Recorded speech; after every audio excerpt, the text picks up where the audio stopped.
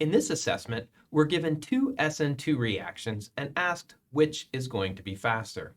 If we look at what the two reactions have in common, we're using a primary alkyl halide on both sides. The difference is that in one case, we're using hydroxide as our nucleophile.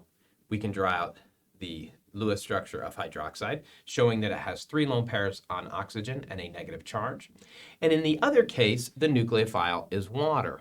Drawing it out, we see 2 lone pairs on a neutral oxygen.